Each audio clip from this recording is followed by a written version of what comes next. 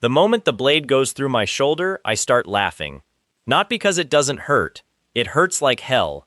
I'm laughing because I can feel my bone doing something it shouldn't be able to do, grinding tighter around the steel, locking it in place like a fist closing around a knife. The boy who stabbed me takes a step back. His face goes white. Behind him, 40,000 people in the stands go dead silent. 3 minutes ago, I was the joke of this tournament. The zero. The empty one nobody wanted standing across from them. Now there's a sword buried in my shoulder, and I'm the only one still smiling. Let me back up, because none of this makes sense yet, and it shouldn't. My name is Corin Vale, and I was born without a mana core. In the Kingdom of Virelle, that's not a disability. It's a death sentence with extra steps.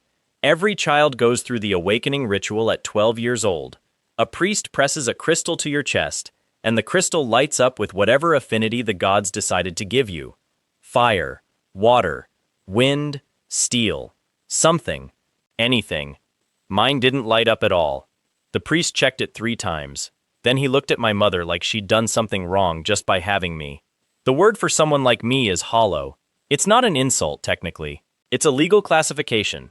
Hollows can't attend Ashcrest Academy. Hollows can't hold noble titles. Hollows get assigned to labor houses, mines, or worse. I got engaged to a noblewoman 2 years before my ritual. That's the part that really twisted the knife. Her name is Celine Draymore, heir to one of the 4 great houses of Virelle, and our families arranged the match when we were kids because my father saved her father's life in the border wars. A debt like that isn't paid with coin. It's paid with your son's future. For 10 years, Celine and I trained side by side. She had a wind affinity so strong that instructors argued over who got to teach her. I had nothing. But we were friends. Real ones, I thought. And I told myself the mana didn't matter. That the engagement would hold no matter what the crystal said. I was wrong about that too.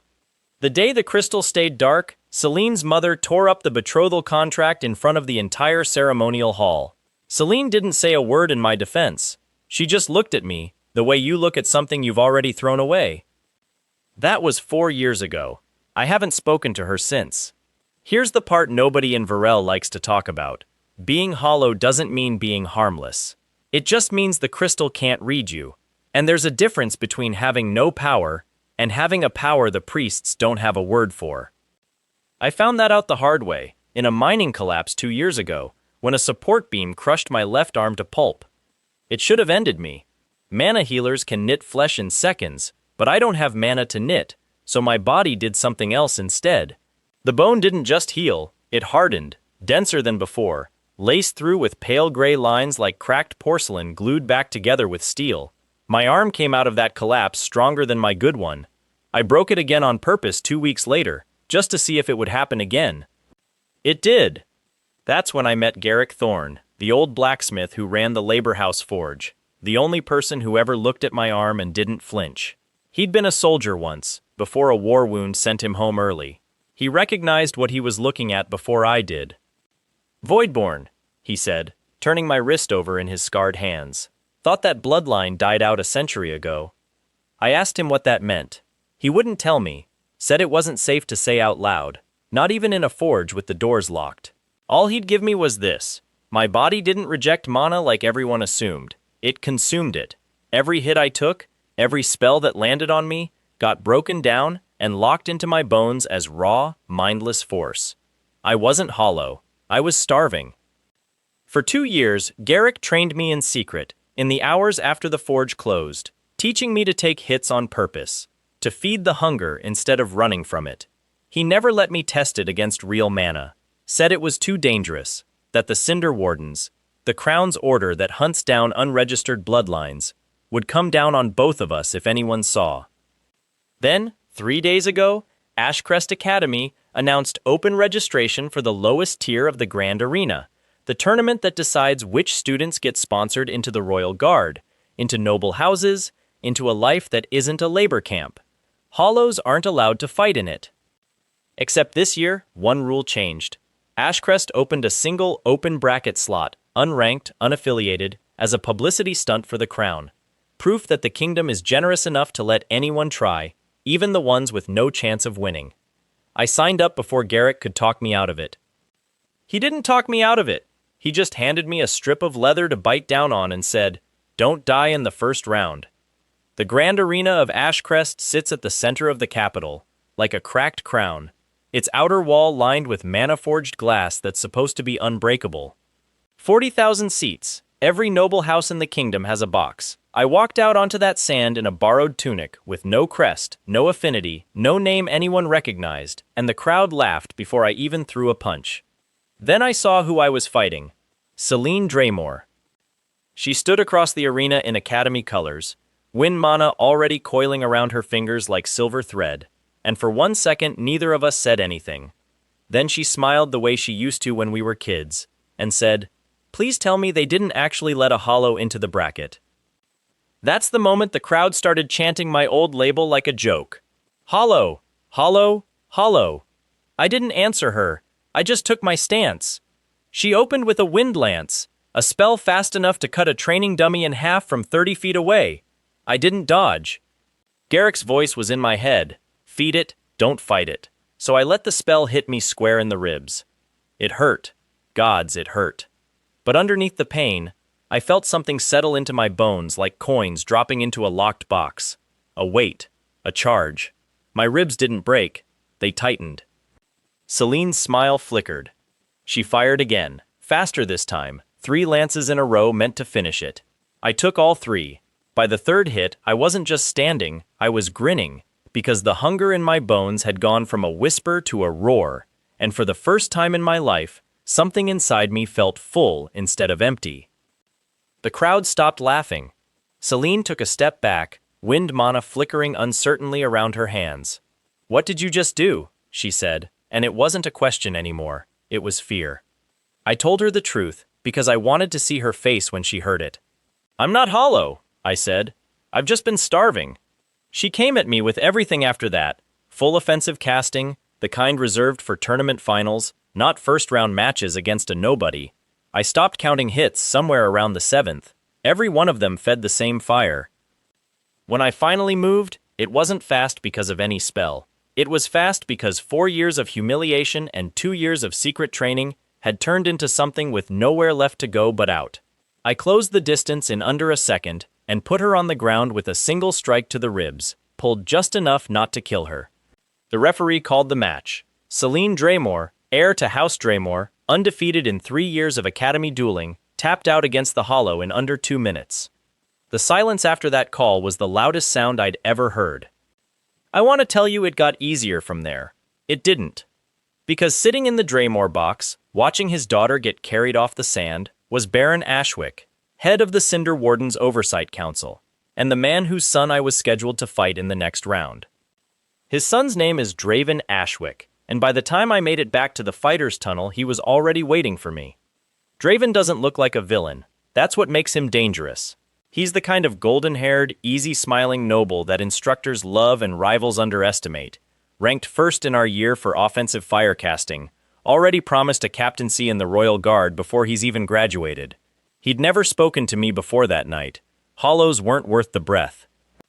"That was a good trick," he said, leaning against the tunnel wall like he owned it. "Absorbing a few wind spells from a girl who pulls her punches. Let's see how it holds up against something that doesn't." I told him I'd see him in the next round. He laughed and said I wouldn't make it that far, that men like Baron Ashwick didn't let embarrassments to the natural order survive long enough to become stories. I didn't understand what he meant by that until 2 days later, when Garrick's forge burned down in the middle of the night. I got there in time to pull him out of the wreckage, coughing, alive, but barely. Someone had jammed the door from the outside before setting the fire. Garrick grabbed my collar with what strength he had left and said one word before the healers pulled him away. "Wardens." That was the moment the tournament stopped being a way out of the labor camps and became something else entirely. Because if the Cinder Wardens already knew what I was, the arena wasn't a stage anymore. It was a hunting ground, and I was the only one who didn't know I was being hunted. I fought my second-round match 3 days later with that thought sitting in my chest like a stone. My opponent was nobody, a minor house's second son with a mediocre earth affinity, the kind of match that should have been a formality before Draven. It wasn't a formality. Because halfway through the match, I noticed the warden insignia stitched into the collar of one of the arena stewards standing at the edge of the sand, watching me with an intensity that had nothing to do with sportsmanship. I won that match in under a minute, faster than I should have, because I didn't want to give whoever was watching more data than they needed. The crowd cheered anyway. They didn't care why I was fast. They just wanted the Hollow to keep winning, because a story like mine sells more than any noble bloodline ever could. Celine found me after that match, waiting outside the fighters' hall with her arm still in a healer's sling. I expected an apology. I didn't get one. "You need to withdraw," she said instead, low and urgent, glancing over her shoulder like the walls had ears. "My father's already had 2 closed meetings with the Wardens since your first match. They don't care about the tournament, Corin. They care about what you are." I asked her if she knew what Voidborn meant. Something shifted behind her eyes. Recognition, and something colder underneath it. "That word isn't supposed to exist anymore," she said. "The last recorded Voidborn bloodline was hunted to extinction 80 years ago. If you're saying that word out loud in public, you don't understand how much danger you're actually in." I told her I understood it fine. I'd understood it for 4 years, ever since she let her mother tear up a contract without saying a single word to stop it. She flinched at that. "Good. I'm trying to warn you," she said. "Not for the engagement. Not for any of that. Because whatever you are, it's rare enough that the Wardens will either recruit you or erase you, and there isn't a version of that where you get to choose which one happens on your own terms." I told her I'd rather burn the whole arena down than let anyone erase me quietly. I meant it as a threat. I didn't know yet how literally it would come true. The 3rd round paired me against a fire affinity duelist from House Marrow. No relation to my bones, just an unfortunate coincidence of names. A boy ranked high enough that half the crowd expected him to end my streak in seconds. He opened with a wall of flame meant to end the match before it started. I walked through it.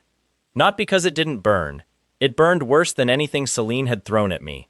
But somewhere in the last 3 fights, my body had started learning faster than my mind could keep up, and the fire didn't just get absorbed, it got stored, differently than the wind had. Hotter, heavier, sitting in my chest like a coal that refused to go out. When I hit him, something came out of my fist that wasn't just force. It was heat. A crack of orange light split across his guard spell and shattered it in a single blow, and he went down before he even understood what had happened. The crowd's cheering had changed by then. It wasn't mockery anymore. It wasn't even excitement. It was the specific, nervous kind of noise a crowd makes when it realizes it's watching something it doesn't have a name for. Draven Ashwick watched that fight from the noble boxes with his arms crossed and no expression at all. When our eyes met across the arena, he didn't smirk this time. He nodded, once, like he was finally taking me seriously enough to stop pretending otherwise. That night, Garrick pulled me aside in the healer's ward, bandages still wrapped around half his face, and told me something he'd been keeping from me since the day we met. "Voidborn bodies don't just absorb mana," he said. "They store it until they can't anymore, and when that happens, it doesn't leak out slow, it comes out all at once, in whatever direction you're facing when the dam breaks." I asked him how much I could hold before that happened. He didn't answer. He just looked at the bandages on his own arms and said, "More than you want to find out mid-fight." The 4th round was where everything I thought I understood about this tournament fell apart. My opponent withdrew an hour before the match. Official reason, injury from training. Real reason, I found out later from one of the arena stewards who still had some decency left. 2 men in gray coats had visited his family's estate the night before and made it very clear that continuing would be a mistake. Gray coats. Cinder Wardens don't wear uniforms in public, but everyone in Ashcrest knew what gray coats meant by now. With no opponent, the bracket committee did something unprecedented. They moved my matchup, pitting me directly against Draven Ashwick in what should have been the semi-final, 3 rounds early, in front of every noble house and every hidden warden watching from the shadows of the stands. I understood exactly what that meant. They weren't testing my skill anymore. They were testing how much of me they could see before deciding whether I was worth capturing alive. Celine found me one last time before that match, and for the first time since the ritual 4 years ago, she didn't look at me like something broken. "Whatever happens out there," she said, "don't hold back to prove a point. Draven's fire affinity is a marrow rank 6. If you absorb everything he throws, and it's more than your body can hold." She didn't finish the sentence. She didn't need to. I walked onto the sand for that match with Garrick's warning sitting heavier in my chest than any spell that had hit me so far, and 40,000 people screaming for a fight none of them understood the real stakes of. Draven didn't waste time on words this time. He opened with everything. A wall of fire twice the size of the one from the Marrow Duelist came at me all at once, and underneath it, wind, his family's secondary affinity, twisting the flame into a spiral meant to cut through anything that survived the heat. I took it. Every second of it went into me instead of dodging, because dodging had stopped being an option the moment I decided I wasn't losing this match in front of the people who burned down the only home I had left. The crowd's screaming turned into something closer to silence as the spiral hit, then quiet gasps as I stood back up out of the smoke, untouched in the ways that mattered, glowing faintly along the cracks in my arms where the porcelain pale bones showed through torn skin. Draven's confidence cracked for the first time since I'd met him. "That's not possible," he said, loud enough for the front rows to hear. "Nobody survives a rank 6 combination cold." "I didn't survive it," I told him. "I ate it." He came at me again, faster, angrier, mana pouring off him in waves that made the sand around his boots hiss and blacken. I let it all in, every strike, every burst. The coal in my chest turned into a furnace, and the furnace turned into something I didn't have a word for yet. Pressure building behind my ribs like a held breath that had gone on far too long. Garrick's warning screamed in the back of my mind. More than you want to find out mid-fight. I didn't stop. Draven threw his strongest spell last, a condensed fire lance rated to punch through academy-grade barrier wards, the kind of attack that ends duels, not just rounds. I stepped into it instead of away from it. The moment it hit, everything I'd been holding since round 1 hit its ceiling at once.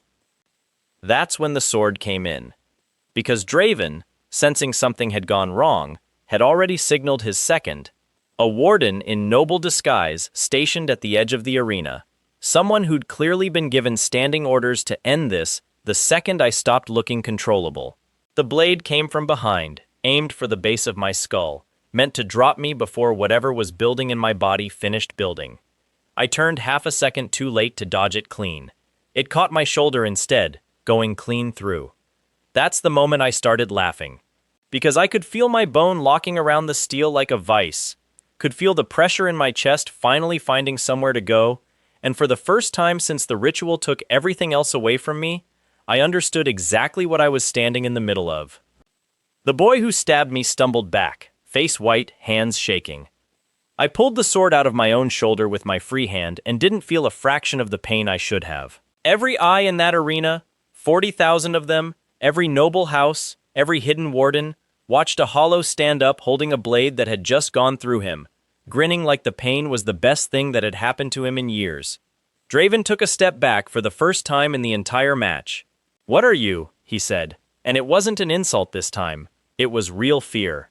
I told him the truth, the same way I'd told Celine, because I wanted every person in that arena to hear it clearly. "I'm not hollow," I said. "I'm full." Then the pressure behind my ribs finally broke the dam. I don't remember deciding to move. 1 second I was standing across from Draven with a hole in my shoulder and a furnace roaring behind my ribs. The next I was already inside his guard, and the force that came out of my fist wasn't fire or wind or anything the crystal at my ritual could have ever measured. It was raw, formless, and it hit like the arena itself had decided to end the fight for me. Draven's barrier ward, the strongest defensive enchantment Ashcrest teaches, didn't crack. It shattered, in a single clean burst, throwing him 30 feet across the sand. He didn't get back up.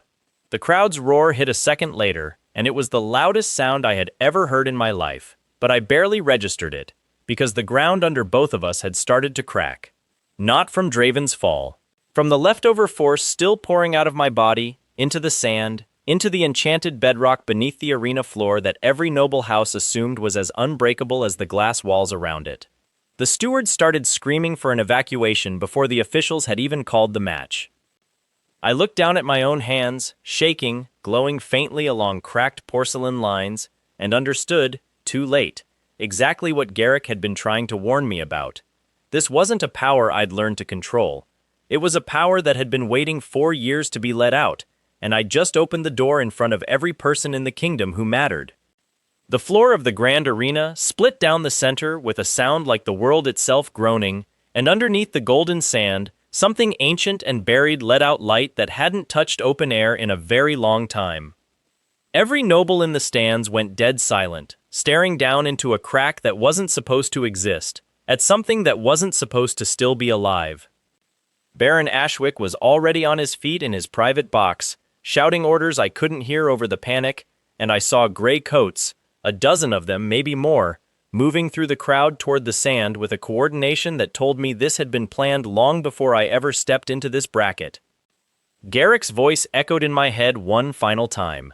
If they see all of it, there's no version of this where you choose what happens next. They'd seen all of it. Celine was on her feet in the Draymore box, one hand pressed against her mouth, staring down at the crack in the arena floor like she recognized something in that buried light that terrified her more than anything I had just done to Draven. I didn't get the chance to ask her why. Because that's when the Wardens reached the edge of the sand, and the tournament announcer, voice shaking, official mask barely holding, declared the match over, the arena condemned, and the boy the kingdom had laughed at for having no mana at all, now the single most hunted person in Virelle. I looked down at the crack at my feet one last time, at the pale light rising out of it like something breathing after a very long sleep, and understood that whatever I'd just broken wasn't only stone. The Wardens don't drag you through the arena, they escort you. That's the first sign something is wrong in a way I wasn't prepared for. I expected chains. I expected a hood over my head and a boot in my back, and a one-way trip to whatever stone basement the Cinder Wardens used for people who'd just cracked a royal arena in half. Instead, two men in gray coats stepped onto the ruined sand and said, very politely, that Baron Ashwick was requesting my presence before the emergency tribunal. Requesting, like I'd been invited to a dinner party. The crack in the arena floor was still breathing pale light behind me as they walked me out. Every few steps I glanced back at it, at that cold, steady glow rising from something buried deep underneath the enchanted bedrock, something ancient enough that the stewards who'd been screaming for evacuation had gone completely silent the moment they saw it. Nobody was talking about what it was. That silence told me everything. Whatever was down there, the people who ran this arena had been pretending it didn't exist for a very long time, and my body had just made that pretending impossible. The nobles were still filing out through the upper exits when the gray coats walked me through the fighters' corridor. I could hear the crowd outside, not panic, not yet, just the confused buzzing of 40,000 people who'd watched something they didn't have a word for and weren't sure whether to be thrilled or terrified. Some of them were both. I'd seen their faces in the final moment before the evacuation call.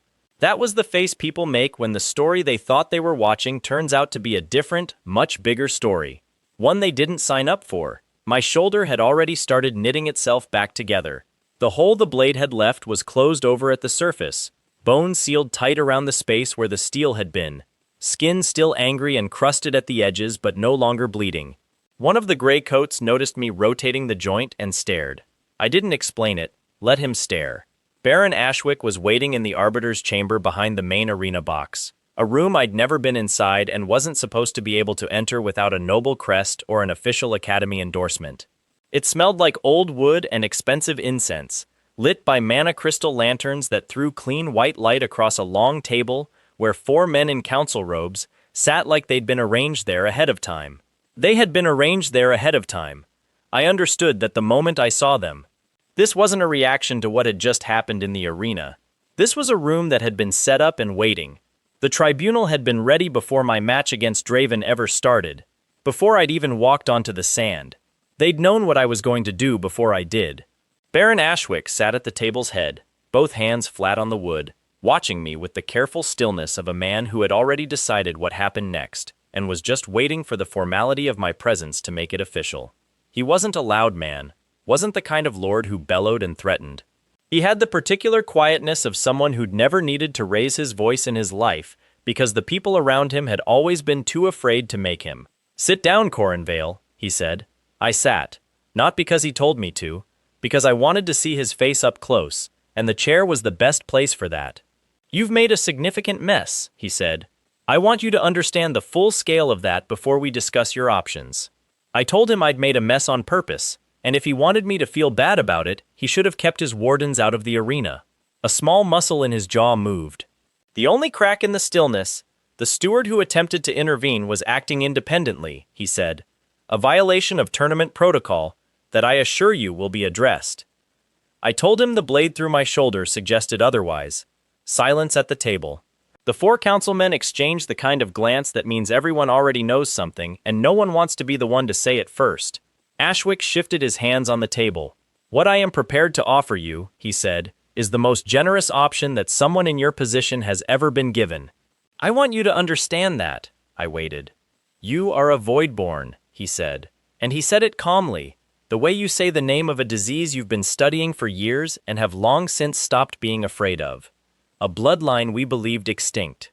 What you demonstrated today in the arena is not unprecedented. We have historical records. But it is extraordinarily rare, and it represents a capability that the kingdom has a significant strategic interest in. Strategic interest. There it was. The Cinder Wardens, he continued, are not merely an enforcement order. We are a preservation institution. We identify capabilities that the standard registration system cannot classify, and we house them appropriately, with funding, with training, with protection that a labor house orphan with a bounty on his name could otherwise never access. I asked him what happened to the ones who said no. The muscle in his jaw moved again. I would recommend, he said slowly, that you not make this a negotiation about the words you use. Say yes, and you walk out of this building with a warden billet and a very comfortable life. Say no, and I declare you a public threat under Statute 42 of the Mana Control Accord, which allows for indefinite containment of any unregistered bloodline capability that poses a demonstrable risk to civilian infrastructure. He let that sit for a moment. You just split the floor of the Grand Arena, he said. 40,000 witnesses. Civilian infrastructure doesn't get more demonstrable than that. I looked at him.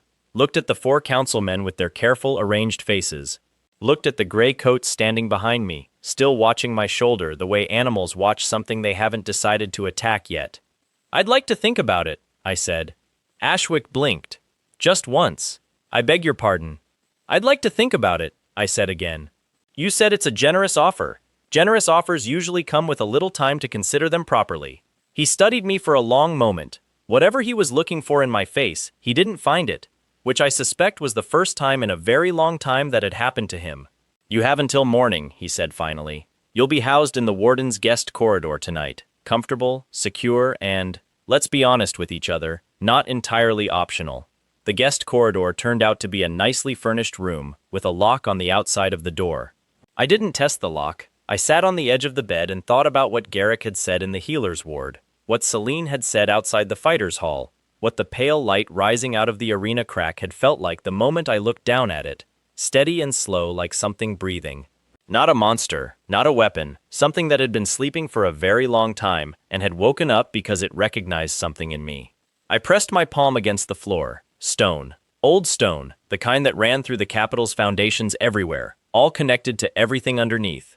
I could feel, distantly, not mana, nothing I could name, something like a pull, faint, patient, like a voice speaking at a register just below what ears could catch. I pulled my hand back. Morning came faster than I wanted it to. The gray coat who opened my door wasn't one of the two from the arena. He was younger, quieter, with the specific blankness in his expression that told me he'd been given exact instructions about what to say and was going to say exactly that and nothing else. He didn't take me back to the arbiter's chamber. He took me to the healer's ward 2 floors down from the guest corridor, and I understood why the moment I walked through the door. Garrick was sitting up in a recovery bed, half his face still wrapped in clean bandages, both hands resting on his knees like he was waiting for something he'd been expecting for a long time. Ashwick wasn't in the room. That was also deliberate. This was the part of the generous offer that wasn't supposed to feel like a threat. Corin, Garrick said. I sat down in the chair beside him. The gray coat stayed by the door, just far enough to claim he wasn't listening. Both of us knew he was listening. You told me Voidborn bodies store and release, I said, keeping my voice low. You didn't tell me all of it. He looked at his bandaged hands. No, he said, I didn't. Tell me now. He was quiet for a moment. The kind of quiet that isn't hesitation. It's someone choosing which true thing to say first. Voidborn bodies don't just absorb mana, he said. That's the part that's in the historical records. The part the Wardens know. The part they're afraid of. What they don't know, what I didn't know until I found the old Smith's journals in the forge, is that absorption isn't the function. It's the mechanism. The actual function is containment. I told him to explain that like I was 12. Your body wasn't designed to take hits, he said. It was designed to hold something. Something large enough and old enough that it needed a living vessel built for the purpose, because nothing made of stone or crystal or enchanted metal would do the job long enough. He paused. The Voidborn bloodline didn't exist by accident. Someone, or something, made it exist, on purpose. Because whatever is under that arena needed somewhere to go eventually. I stared at him. You're telling me my entire bloodline was engineered as a container? I'm telling you that's what the journals suggest, he said carefully. And I'm telling you that the thing under the arena recognized your bloodline the moment you cracked that floor, which means it was waiting, and it knows you're here. The gray coat by the door shifted his weight. Not subtly. I kept my eyes on Garrick. What is it? The records call it an ashless, Garrick said, barely above a whisper now. From before the Mana Age, before affinities, before awakening rituals, before crystals could read anybody at all. Something that existed in the period the scholars call the unlit, when whatever power ran through the world ran differently, and the things that lived in it were shaped around a different kind of fire. He looked up at me. When the Mana Age began, the ashless didn't fit anymore. Most of them faded. A few of them were sealed. This one was sealed under the capital, under the first arena ever built here, and the Voidborn bloodline was designed to be its gradual resolution, generation by generation, piece by piece, a little at a time. Until someone hunted the bloodline out of existence, I said. Until someone hunted the bloodline out of existence, he said. 80 years ago. And then the ashless just sat there, sealed but not diminishing, waiting for a vessel that stopped coming. Something settled in my chest, cold and distinct. 4 years of being called empty, of being told I had nothing, of being the absence at the center of every room I walked into. And underneath the capital this whole time, something ancient and patient had been sitting in the dark, with more in common with me than anything alive had ever had. Does Ashwick know this? I asked. Garrick looked at me steadily. Ashwick knows what the Warden's records say, which is that Voidborn absorb mana, that Voidborn are dangerous, and that the thing under the arena is a sealed entity, powerful enough to destabilize the kingdom's entire mana system if it wakes fully. He paused. He does not know what the forge journals say. He does not know about the vessel function. He thinks you're a weapon he can aim. I sat back, looked at the ceiling, thought about a generous offer with a lock on the outside of the door. I need you to get a message to Celine Draymore, I said. Garrick shook his head slowly. Corin, I'm not asking you to do it yourself, I said. I know you can't. I'm asking if there's a way. He was quiet for longer this time. Then, there's a cleaning woman. Third shift. She was at the forge sometimes. She knows who Celine is. I nodded. Corin. His voice was different now. Heavier. Whatever Celine showed you, whatever she brought you, there's something else you need to know about House Draymore and the Purge. I looked at him. The 80-year-old records aren't only in the Warden's vault, he said. They're in Draymore's private library too. Because House Draymore didn't just witness the Purge. They helped design it. They had a seat at the table when someone decided the Voidborn bloodline was more convenient dead than serving its purpose. Something in my chest that had started to warm toward Celine went very cold very fast. She told me, I said quietly. She told you her family was afraid of you, Garrick said. There's a difference between afraid and complicit. What's in their library isn't fear, it's instructions, a blueprint, signed by her grandmother. I stood up. The chair scraped back too loud in the quiet room, and the gray coat by the door straightened immediately. I sat back down, breathed, felt the faint pull through the stone floor, patient and distant, like something underground listening to the same conversation I was having. When Celine sends her response, I said, very quietly, ask the cleaning woman to also bring me whatever she can copy from the healer's intake notes. I want to know exactly what they diagnosed when they brought Draven in. Garrick blinked at that. Draven? He didn't look right after the match, I said. Before the crack, before the evacuation, when he was getting back up from the sand, his fire affinity was moving wrong. Like it didn't know which direction to go. I paused.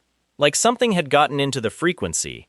I didn't say the rest of it. Didn't need to say it out loud, not in a room with a gray coat 3 feet from the door, but the thought sat behind my teeth, like something with weight. If the Ashless could recognize my bloodline from under 40 feet of enchanted bedrock the moment I cracked the floor, and if Draven had been standing directly above it when everything broke open, then whatever had passed through that crack hadn't only gone into me. The message came back with the cleaning woman 4 hours later, folded tight and written in handwriting so small it was barely legible. Celine had written 3 lines. The first line said, "I know about the blueprint. I found it when I was 14, and I've been trying to figure out what to do about it ever since. Don't make a decision about me yet." The second line said, "Don't say yes to Ashwick. Whatever he told you the Wardens do with rare bloodlines, the last 3 people who took that deal aren't in any record I've ever been able to find." The third line said, "Draven woke up an hour ago screaming. His fire affinity is burning the wrong color. The healers don't have a classification for it. You need to get out of this building tonight." I read all 3 lines twice. Then I pressed the paper flat on my knee and thought about burning it. Decided that was dramatic, and folded it back up into nothing. The gray coat changed shifts at midnight. I knew because I'd listened to the door for 3 hours. The particular sound that uniform boots make on stone, the exact gap between the first coat leaving and the second coat settling into position. 6 seconds. Not enough to make it to the stairs. But the floor was old stone, and the old stone connected to everything. I sat cross-legged on the guest bed and pressed both palms against the floor and listened. Really listened.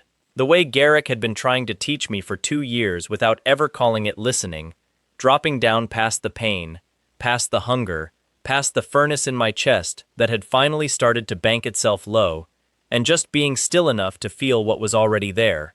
The Ashless was not speaking. It was not doing anything as direct as speaking, but it was aware.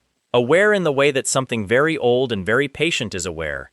The way a deep current in a river is aware of every stone on the bottom, not thinking, not choosing, but present through everything it touches. And what it touched was every fragment of old stone in the capital's foundation, including the floors, including the walls, including, I was realizing with a very specific kind of shock, the load-bearing supports under the warden's guest corridor. I didn't reach for it. I didn't try to use it. I just sat with the knowledge that it was there, and that it was waiting, and that for the first time in my life something in the world knew exactly what I was and wasn't asking me to be anything different. Then I took my hands off the floor, stood up, and started on the window latch. The latch was sealed with a low-grade mana lock, the kind designed to stop a normal prisoner. I wasn't a normal prisoner. I pressed my thumb against the crystal embedded in the mechanism and let it try to read me. It stayed dark, the same way every crystal always stayed dark for me. And dark meant unclassified. And unclassified meant the lock's rejection protocol never triggered, because you can't reject what you can't register. The window opened, 3 floors down to a service alley. Not a comfortable drop, but my bones had been doing uncomfortable things all week. I landed hard, felt my legs absorb it the way they absorbed everything now. Not breaking, just taking. And I was moving before the gray coat upstairs had any reason to check on me. I made it 4 streets away from the warden building before Celine stepped out of a doorway and fell into step beside me like she'd been waiting there for hours. She probably had been. "I got your note," I said. "I noticed the window," she said. Good instinct with the lock. We walked. Not fast enough to look like running, not slow enough to look like we had nowhere to be. Celine had changed out of noble clothing, plain gray wool, nothing with a house crest, her hair pinned back without the ornamental pieces that would mark her at a glance. "Tell me about Draven," I said. She was quiet for half a block. "Wrong color fire is the cleanest way to say it. The healer's actual notation is affinity dysregulation presenting with ashless proximity markers, which is a clinical way of saying they think he was too close to the crack when it opened, and some bleed from whatever's down there, got into his mana core. And that's not something they know how to treat. It's not something that has ever been recorded happening before," she said, which is the healer's very careful way of saying they have absolutely no idea what to do about it. I thought about Draven on the sand, fire spinning the wrong way, his confidence finally cracking not because I'd beaten him but because something beneath both of us had woken up and brushed past him on its way toward me. "He's going to come looking for me," I said. "He already asked for your location twice before he was sedated," Celine said. "The second time, the fire in the room changed color when they told him you'd been moved. The healers evacuated immediately after. We turned down a narrower street, older buildings, the kind of neighborhood that the capital's mana-lit main roads don't reach. The stones under my boots felt different here. Older, denser, more connected to the deep foundation running under everything. "Where are we going?" I asked. "Somewhere Ashwick's wardens won't think to look," she said. Because it belonged to people they killed 80 years ago and stopped paying attention to after that. She stopped at a door that looked like every other door on the street, knocked in a specific pattern that wasn't quite a knock. 3 taps, a pause, 2 more, a pause, then 1. The door opened. Inside was warmth, lamplight, the smell of old books and something savory cooking in a back room, and a man roughly Garrick's age with a shaved head and both hands inked from wrist to elbow with symbols I didn't recognize. He looked at Celine first, then at me, and his expression didn't change. "You're the Voidborn from the arena," he said. I told him that was apparently becoming the way everyone introduced me. "The choir has been watching the tournament since round 1, he said. "We've been waiting for something like you for decades. Come inside." I stepped over the threshold. Behind me, the old stones of the street ran down into the deep foundation and through it to something sleeping and vast, patient as bedrock, aware of exactly where I was. I could feel it, all of it, every fragment. And one of those fragments, I understood now with a chill that had nothing to do with the night air, was directly beneath the warden's medical ward, where Draven Ashwick had just opened his eyes, with fire burning a color no healer had ever classified. The door closed behind me. And somewhere across the city, 3 floors up in a brightly lit recovery room, Draven woke up for the second time, looked down at his own hands, and watched the flame curling between his fingers shift from gold to something pale and cold, the same color as the light still rising from the crack in the arena floor, and felt, for the first time in his life, that the fire wasn't listening to him anymore.